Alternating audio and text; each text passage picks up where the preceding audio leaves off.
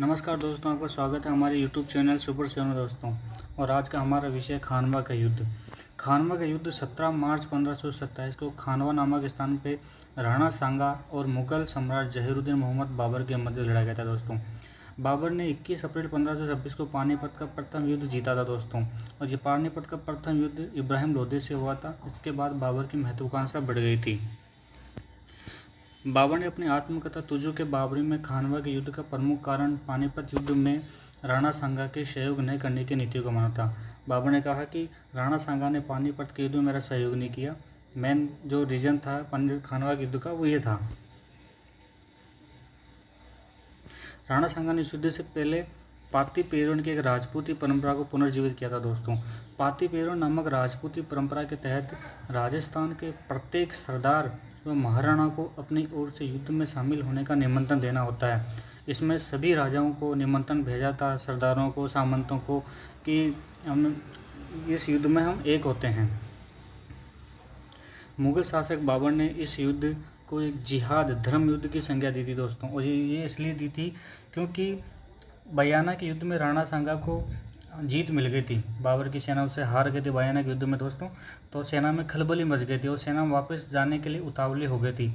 तो बाबर ने अपने सैनिकों का मनोबल बढ़ाने के लिए उनका वेतन दुगुना कर दिया था दोस्तों। और सैनिकों के सारे कर भी माफ़ कर दिए और कभी शराब न पीने की कसम भी खाई थी दोस्तों। लेकिन सेना का फिर भी मनोबल नहीं बढ़ा था। तो फिर उसने जिहाद का नारा दिया था दोस्तों और गाजी की उपाधि धारण की थी दोस्तों। कर्नल टोड के अनुसार खानवा युद्ध में राणा सांगा की सेना में 7 उच्च श्रेणी के राजा थे, 9 राव थे और 104 बड़े सरदार सम्मिलित हुए थे। और ये पाती पेरवन की जो परंपरा थी उसी की वजह से सारे राजा इकट्ठे हुए थे किसी विदेशी शक्ति से लड़ने के लिए। राणा सांगा अंतिम हिंदू महाराजा थे जिनके सेनापतित्व में सभी राजपूत जातियां विदेशियों को भारत से निकालने के लिए शामिल हुई थी। और ये पाती पेरोन की परंपरा की वजह से सारे इकट्ठे हुए थे दोस्तों।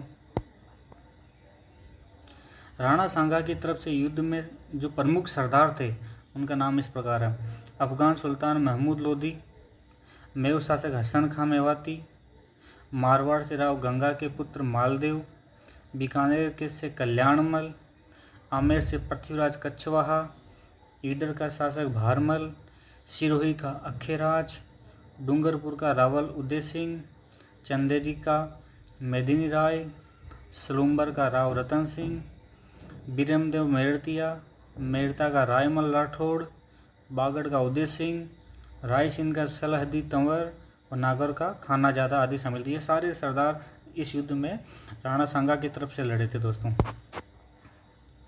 युद्ध के दौरान राणा सांगा के सिर पे एक तीर लग गया था दोस्तों, जिससे मूर्छित हो गए थे। तब झाला अज्जा को राणा सांगा का जो राज्य चिन्ह था उसको धारण करवाकर रण क्षेत्र में हाथी के ओहदे पर बैठाकर नेतृत्व सौंपा था। झाला अज्जा ने युद्ध संचालन के दौरान अपने प्राण त्याग दिए थे। ये एक महत्वपूर्ण नाम है दोस्तों, झाला अज्जा। इन्होंने ही राणा सांगा की जगह ली थी जब वो घायल हो गए थे।